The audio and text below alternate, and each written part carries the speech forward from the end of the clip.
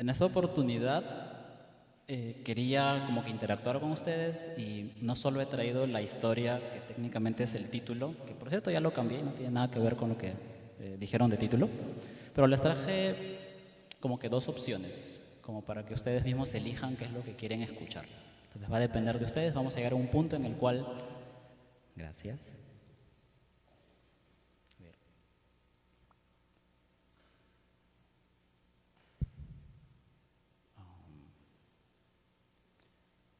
El láser funciona, siento que la opción para... A no ser que... El láser sí funciona.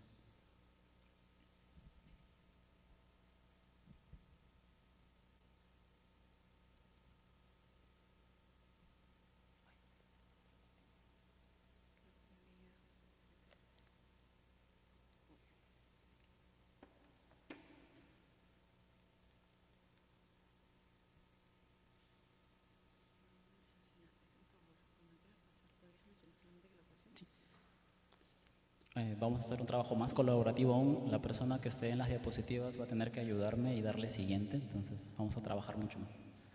No, todavía no siguiente, por favor. Mentira. Bueno, ya dijeron, soy Brian Campos, estoy haciendo el doctorado en la Universidad de Duke. Esta oportunidad vamos a hablar un poco sobre una célula en particular, denominada microglía, que no le da mucho afecto en general en el área de las neurociencias, que es como parte del sistema inmune. Ahora sí, siguiente, por favor. Un disclaimer antes de comenzar, a pesar de que hago el doctorado en neurobiología, no estoy seguro si sé de neurociencia. Para aquellos amantes de la neuroanatomía y tal, no tengo ni idea de muchas regiones del cerebro. Y hago un poco de inmunología, pero para aquellos inmunólogos también no sé mucho de todos los tipos celulares de células inmunes, así que espero responder alguna duda que tengan. Siguiente, por favor.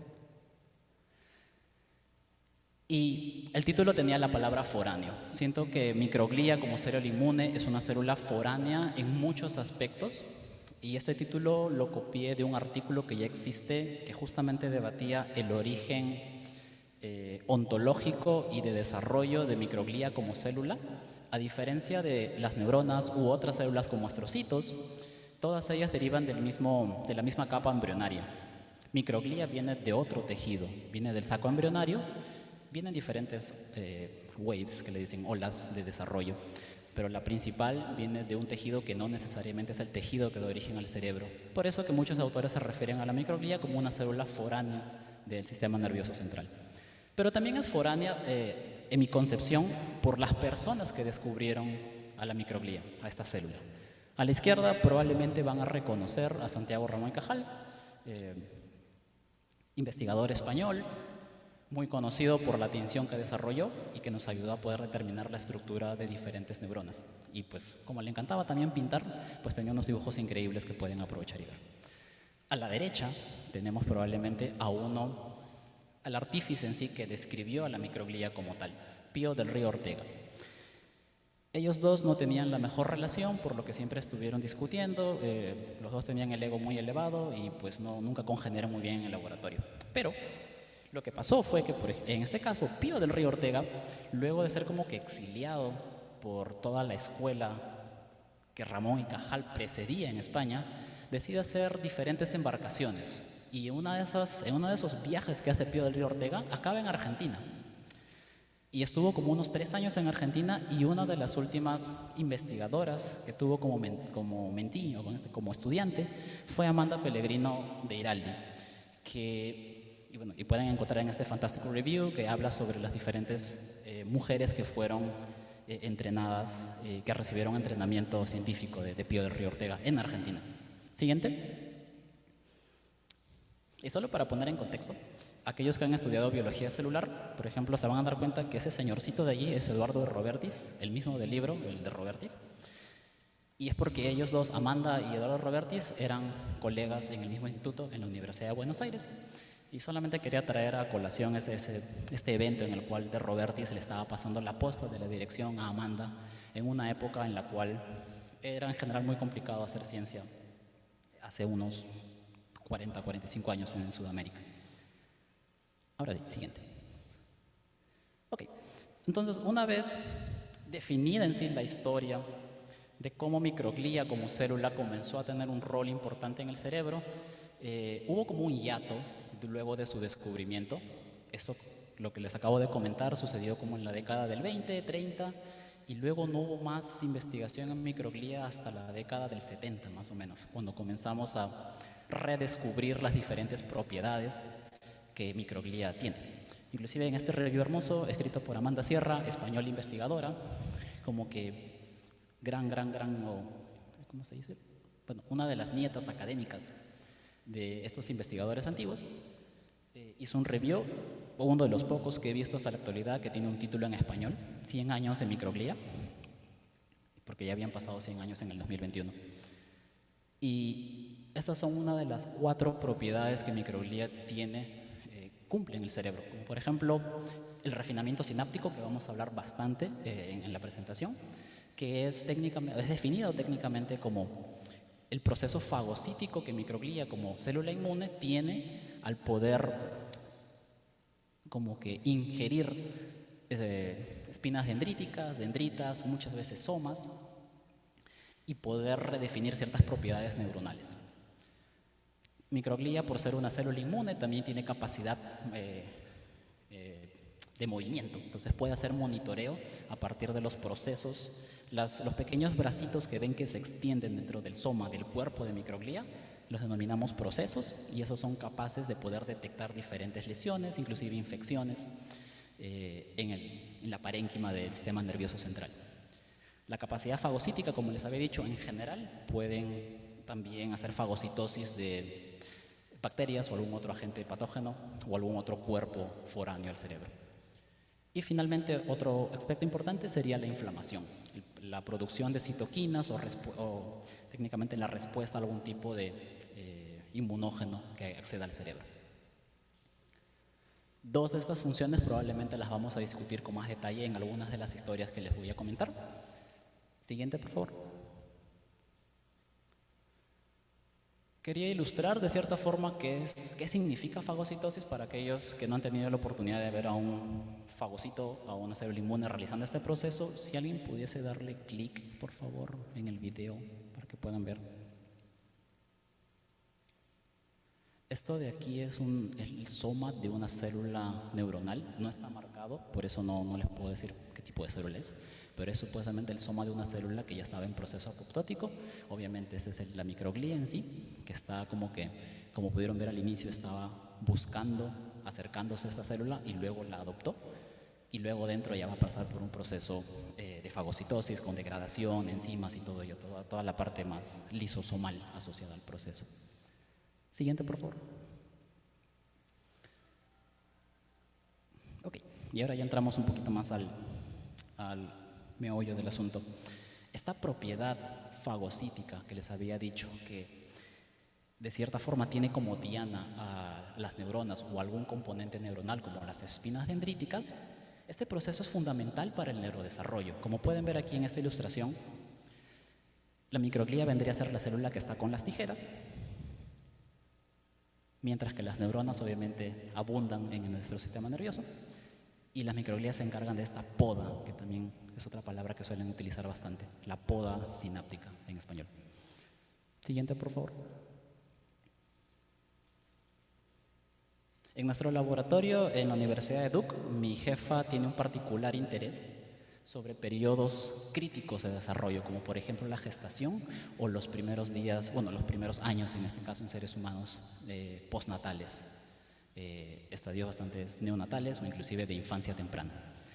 Porque sabemos que efectivamente el refinamiento sináptico o la poda sináptica es crítica para poder establecer los circuitos neuronales que más adelante van a ser responsables por comportamientos adecuados o alguna otra función neuronal homeostática.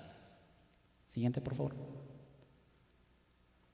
En nuestro laboratorio intentamos de cierta forma identificar estresores durante este proceso, durante esas ventanas críticas de desarrollo, porque sabemos en la actualidad que la presencia de esos estresores causan un fenómeno denominado activación inmune temprana, que significa que las células microgliales y el sistema inmune en general se encuentra susceptible a poder a poder desarrollar funciones de forma exacerbada. Es decir, que si normalmente desarrollan una poda sináptica, esta presencia de estresores que causan la activación inmune temprana puede hacer que se descontrole, generando caos en el neurodesarrollo. Y en el largo plazo esto puede causar problemas comportamentales como problemas de sociabilidad, problemas de comunicación. Y si algo de esto les suena familiar es porque nosotros estamos bastante interesados en el trastorno del espectro autista o en esos comportamientos que son salientes en el trastorno que son bastante notorios en el trastorno del espectro autista. Siguiente, por favor. Entonces, eso fue el ejemplo en humanos. Obviamente en ratones no podemos afirmar que existe la presencia del cuadro clínico del trastorno espectro autista, pero podemos de cierta forma acercarnos e intentar buscar métodos que sean cuantificables, que nos permitan decir que hay cambios en los comportamientos. Tenemos diferentes modelos. Uno de los modelos que, si ustedes lo eligen, van a poder ver. Uno de esos modelos es el lipopolisacárido, o LPS, que es técnicamente una de las moléculas derivadas de la pared celular de bacterias gram negativas. Entonces, como que aislamos eso y lo inyectamos en un ratoncito. En este modelo en particular que les traigo, es en el día postnatal 9. Esto va a generar la activación inmune temprana que les acabo de mencionar. Y en nuestro modelo hemos visto que existen cambios comportamentales, una reducción en la sociabilidad, además de ciertos cambios un poco cuestionables, pero diría relacionados a la comunicación. Siguiente, por favor. Ok, entonces a partir de ahora todo lo que les voy a mencionar ha sido desarrollado en modelos animales. No tenemos hasta el momento ningún trabajo en particular con seres humanos. Tenemos tejido que hemos obtenido a partir de seres humanos, pero los experimentos y las intervenciones terapéuticas que hemos hecho no son realizadas en seres humanos, todo es en modelos animales, o en todo caso en la prole por ejemplo, de esta hembra madre. Entonces, siguiente, porque me encanta Matrix. Les voy a dar dos opciones a partir de ahora. Les voy a ofrecer las dos píldoras. Siguiente, por favor. Vamos a tener que elegir, debido a el tiempo que tenemos, alguna de estas dos opciones. La opción que tienen acá a la izquierda tiene que ver con un estresor relacionado a una dieta rica en grasas, un poco más orientado a la obesidad durante la gestación y cómo esto en el largo plazo puede causar que la prole desarrolle cambios comportamentales. Mientras que en la derecha es mi tesis doctoral, que tiene que ver con el modelo que les dije de inyección con el EPS y que también causa cambios comportamentales. Esta imagen está más relacionada a mitocondria. Lo que pueden ver aquí es técnicamente una tinción de mitocondria dentro de una célula microglial, que aquí no está la célula microglial, pero si se la imaginan, aquí está el cuerpo, aquí están los procesos y tal. Estuve pensando cómo vamos a decidir esto y dije, tal vez si gritan o hacen algún tipo de sonidito cuando les diga opción A y dicen algo, y dependiendo cuál opción reciba más apoyo, grito o algún tipo de sonido que puedan hacer, pues esa va a ser la historia que la persona que me está ayudando, que no sé si es Noelia, va a poder elegir. Así que colaboren, por favor. ¿Quiénes quieren gritar por la opción A? La opción que está acá a la izquierda. Ok, manos, juego con las manos, todo bien. Quieren que grite, pero todo bien. Ok, como unos 9, gracias. Ok, ¿a quién le gustaría ver mi tesis doctoral? Ok, apoyo familiar, muchas gracias. Yo quería compartirles esto. ganó la otra. Mi tesis doctoral. Con la opción de la derecha, por favor, si le das clic, debería enviarte. No, tenías que darle clic nomás.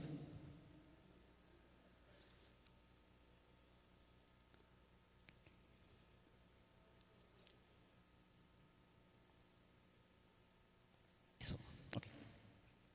Este es el trabajo que dio origen al modelo que estoy utilizando. Y a pesar de que mi nombre no está en ese artículo, estaba en el otro, pero en este no. Yo soy técnicamente la continuación de ciertos aspectos mitocondriales que este trabajo comenzó. Evan, y esta es mi jefa, Stacy Bilbo. Siguiente, por favor. Ok, entonces les había explicado que teníamos el modelo de inyección con LPS. Vamos a inyectar en el postnatal 9, vamos a dejar que pasen unos 21 días, la activación inmune temprana va a suceder. En el proceso vamos a intentar analizar ciertos aspectos relacionados a vocalizaciones o comunicación en ratones y al mismo tiempo hacer un análisis de respiración mitocondrial. Ya pasados los 21 días, vamos a ahora optar por un análisis comportamental para ver aspectos de sociabilidad y tal. Y luego también vamos a hacer un análisis de mitocondrias, de morfología, qué tan largo, grande, ancho es mitocondria, porque eso tiene que ver mucho con la función mitocondrial. Siguiente, por favor.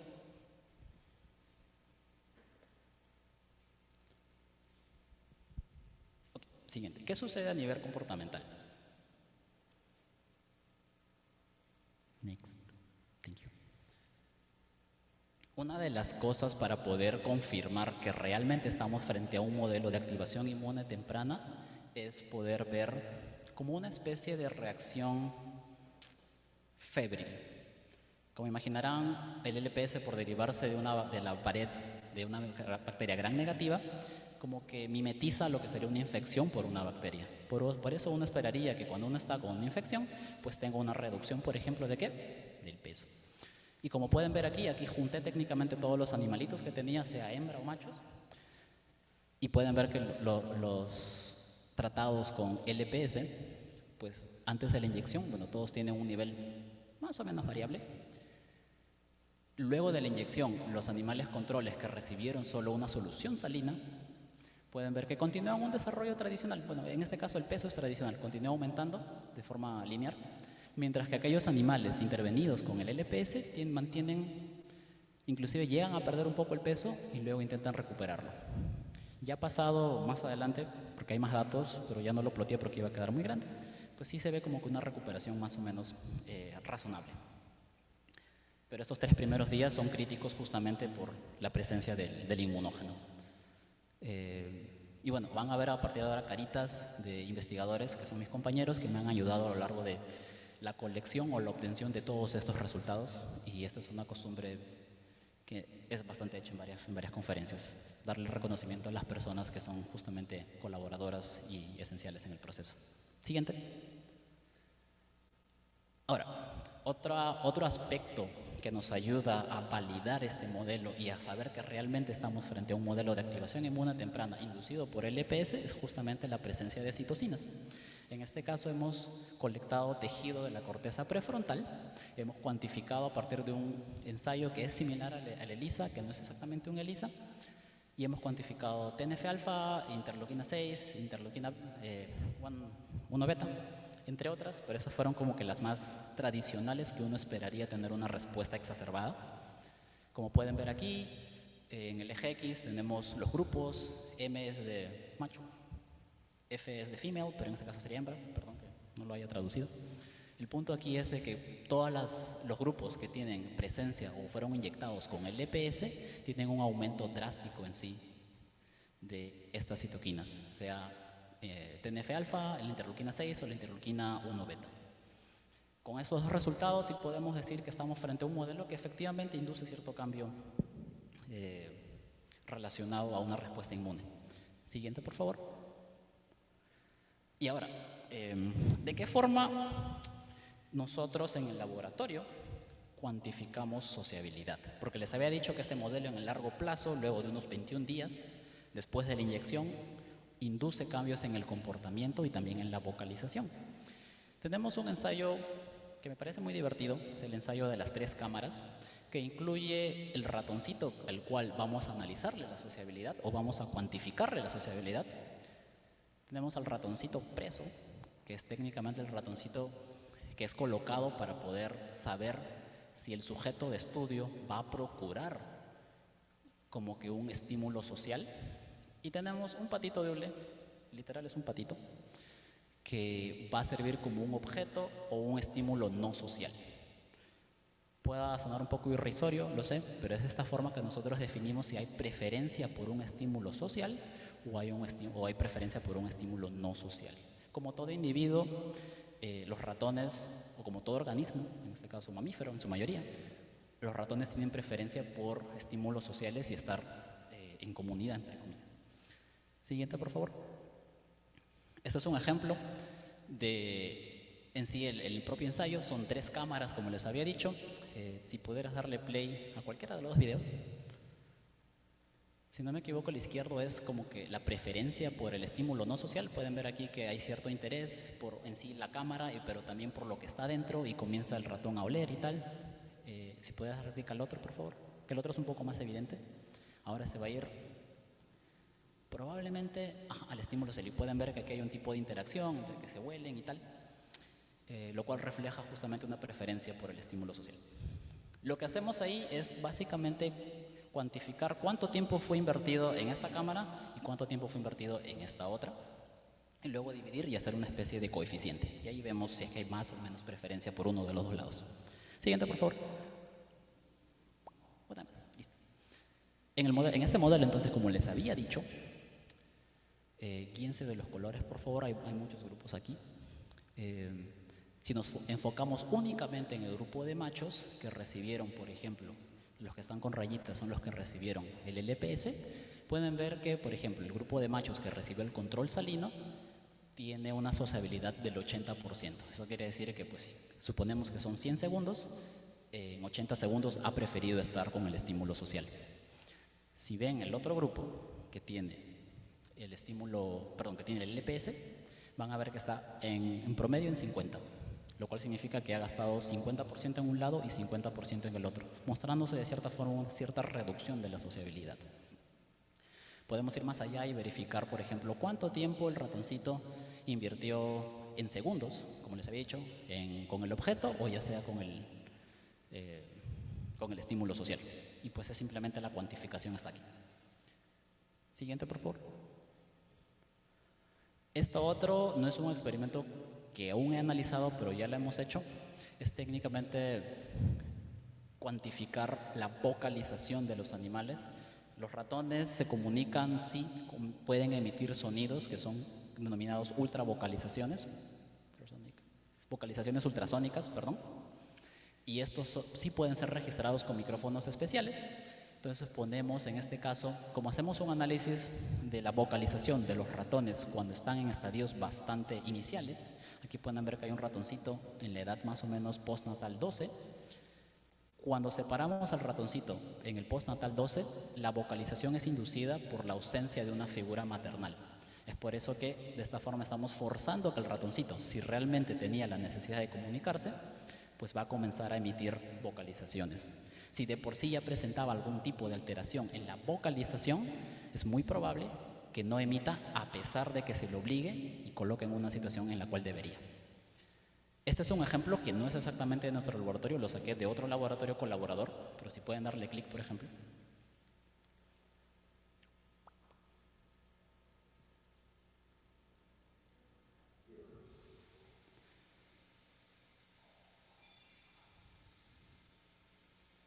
En este caso, este es un experimento que lo saqué de otro laboratorio, como les dije, que tiene que ver con optogenética, pero aquí forzaron a que haya vocalización, pero el experimento es técnicamente ese, el hecho de que podamos escuchar, entre comillas, la vocalización que el ratoncito, en este caso, de solamente 12 días postnatales, emite, y luego cuantificamos eso.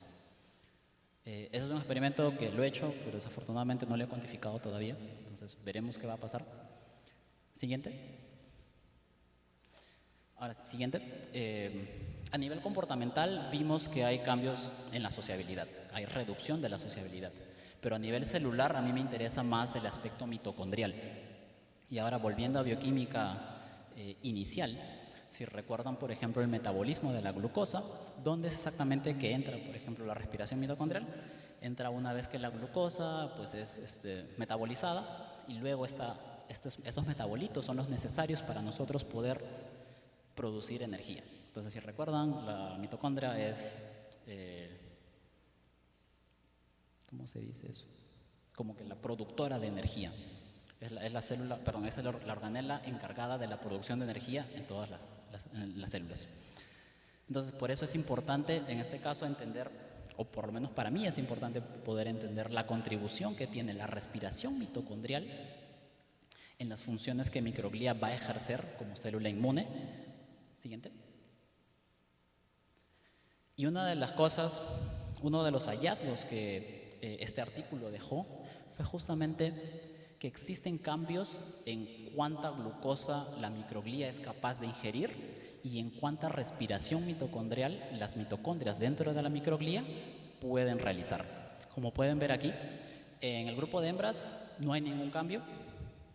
En el grupo de machos sí hay una diferencia significativa en la cantidad, en la ingesta de glucosa entre el grupo control con salino y el grupo con LPS. Como pueden ver aquí hay una diferencia significativa.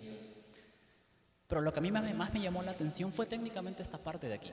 En esta gráfica que van a ver, hay, en el eje X está también cuánta glucosa ha sido consumida, pero aquí en el eje Y es una variable relacionada con la capacidad de respiración mitocondrial, que le llaman OCR o fracción de consumo de oxígeno. Entonces, esta fracción de consumo de oxígeno es el perfecto análogo para poder entender cuánta respiración está sucediendo. Como pueden ver aquí, estos tres grupos de aquí tienen como que una respiración por encima del valor 30, que es una unidad que no tiene unidad per se. Pero pueden ver aquí que el grupo, este grupito, que es el grupo de machos con LPS, presenta una respiración mínima, pero aún conserva un consumo de glucosa muy alto. Lo cual nos hace pensar de cierta forma pues, que la glicólisis, que es el otro proceso, está siendo más favorecida con un incremento de la producción de lactato. Entonces, eso nos llama mucho, y a mí me llamó mucho la atención y fue a partir de allí que comencé a diseñar la hipótesis que les voy a mostrar más adelante. Siguiente, por favor.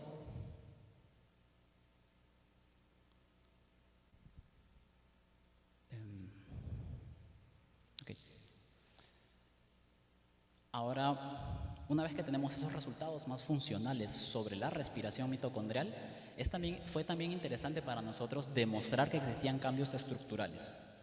Por eso decidimos hacer un experimento de inmunofluorescencia en la cual marcamos a las células microgliales con un marcador específico que nos permite identificarlas y otro marcador para las mitocondrias. Y luego hacemos como que una especie de sobrelapamiento entre las imágenes y podemos ver los puntitos rojos dentro de toda la célula verde. Y es así como cuantificamos ciertos aspectos, en este caso morfométricos de mitocondria en microglía. Siguiente, por favor. Y este es el resultado que técnicamente fue generado en el artículo que les mostré. Pueden ver aquí, solo centrémonos en esta parte de los machos. Las hembras, como pueden ver, no tienen ninguna diferencia de por sí, pero si se fijan solamente en los machos, por ejemplo, en el grupo con salino comparado al grupo con LPS, hay una reducción significativa en el volumen de la mitocondria y también en la longitud técnicamente del eje mayor. Eso nos da a pensar que no solamente funcionalmente mitocondria está de cierta forma afectada, sino también estructuralmente. Y sabemos en el área de mitocondrias que esta relación es bastante directa. Si tienes un cambio estructural es porque probablemente también tienes un cambio funcional. Siguiente.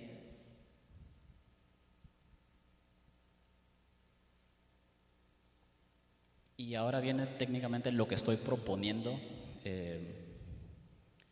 para poder rescatar estos cambios comportamentales y estos cambios celulares que van a ser probablemente resultados que solo voy a conseguir de acá a unos 2 años. Entonces es la parte ya más teórica de por sí. Siguiente. En mi caso, como les había dicho, sabemos que esta inyección por LPS causa cambios comportamentales y cambios mitocondriales. Y es probablemente por la reducción de la respiración celular, de la respiración mitocondrial. Lo que yo estoy proponiendo es, a partir de cierta manipulación genética, yo quiero restaurar o incrementar la respiración mitocondrial para poder restaurar esos cambios. Uno de los principios básicos en neurociencia experimental es el principio de necesidad y el principio de suficiencia. Cuando uno puede rescatar algo, de cierta forma está contribuyendo a entender la causalidad de este fenómeno. Entonces, al poder rescatarlo, si realmente yo llego a rescatar eso, quiere decir que dentro de todo el problema causado por la inyección, definitivamente mitocondria tenía que ver en este proceso. Mientras que el otro principio es el de suficiencia, el que intentamos mimetizar otra vez el efecto de este estresor Y lo que voy a hacer aquí es básicamente lo opuesto. En vez de incrementar, voy a reducir la respiración mitocondrial y yo espero encontrar lo mismo que encontraría con solamente la inyección del EPS.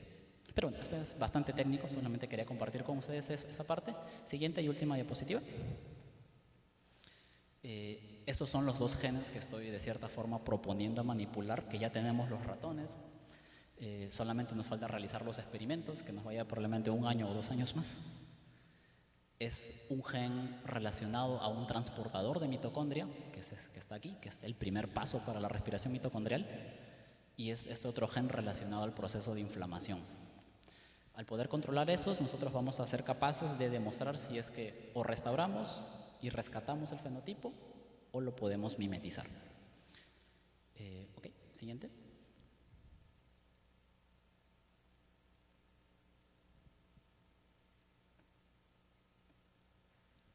Bueno, la diapositiva final siempre de agradecimiento a todo el laboratorio. Este es el laboratorio, estuvimos en una conferencia solamente relacionada a glía. Si alguno de ustedes está interesado en glía, allá en Duke tenemos un grupo que solamente se dedica a glía y pues este es nuestro pequeño congresito que hacemos para glía. Entonces todo ese trabajo no sería posible sin ellos, o miembros anteriores, inclusive amigos en la universidad que me han ayudado a practicar para ciertos exámenes del doctorado, y obviamente mi familia que siempre ha estado presente en el proceso, y literal mi hermana está aquí también. Siguiente, y creo que es la última. Gracias, y si tuvieran preguntas, encantado.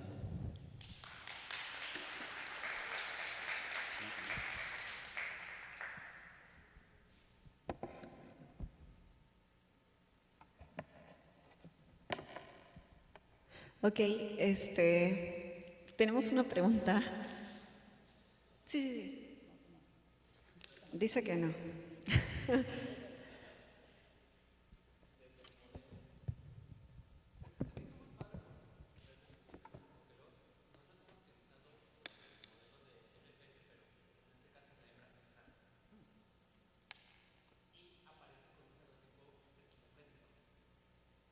¿La prole o...?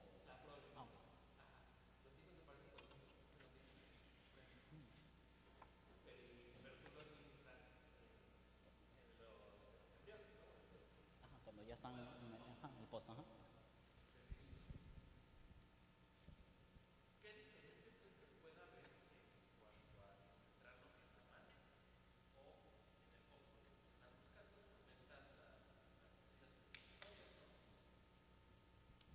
Ok, entonces la pregunta tiene que ver con un modelo de LPS, que es el mismo inmunógeno que utilizamos, pero durante la gestación.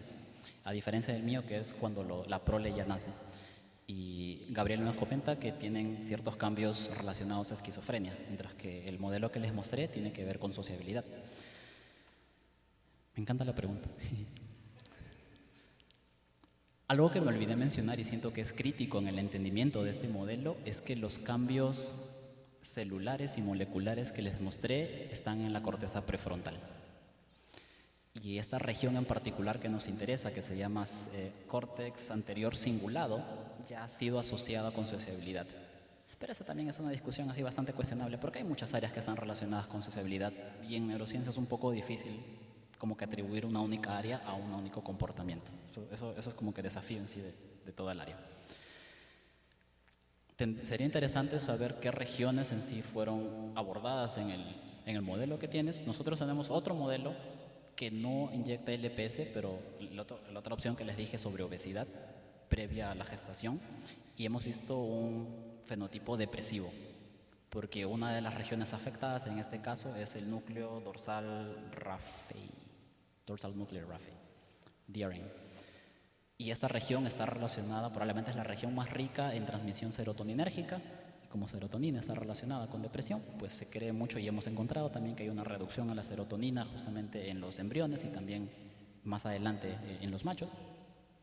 Por lo que allí sí hay como que una conexión bastante lógica. Menos serotonina, obviamente va a estar asociado con la presencia de fenotipos depresivos. En tu caso, me gustaría mucho interés saber cuál de esas regiones o cuál región en sí fue afectada, que podría de cierta forma explicar, tal vez o no, la aparición de un fenotipo así más relacionado a esquizofrenia.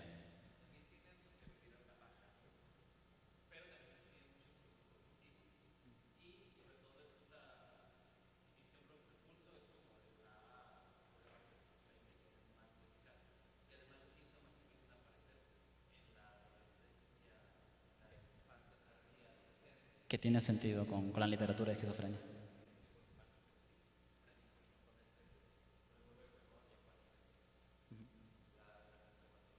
¿Y han podido rescatarlo, el fenotipo?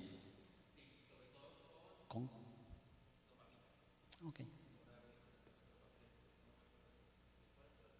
Ok. En nuestro caso lo rescatamos con triptófano, que es el precursor de serotonina, entonces por eso. Entonces en el caso... Ajá. Ok. Tiene sentido.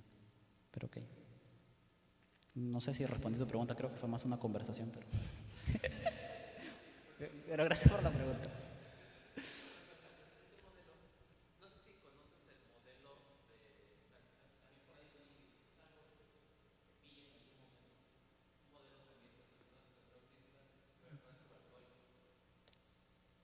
Ese no me suena. ¿En qué estadio se adiciona? ¿En gestación o en postnatal? No, ese no. Pensé que me ibas a decir el Maternal Immune Activation, que es el MIA. Ajá, el MIA.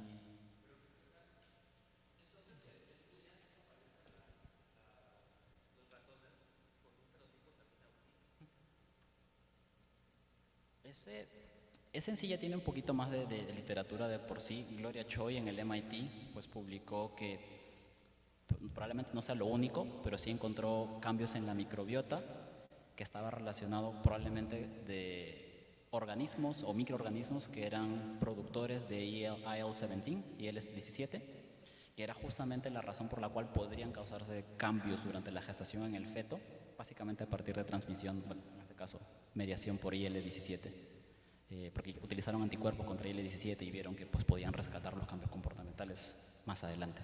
Pero eso. Ajá, con el poli-IC. Ajá. Sí, sí, sí.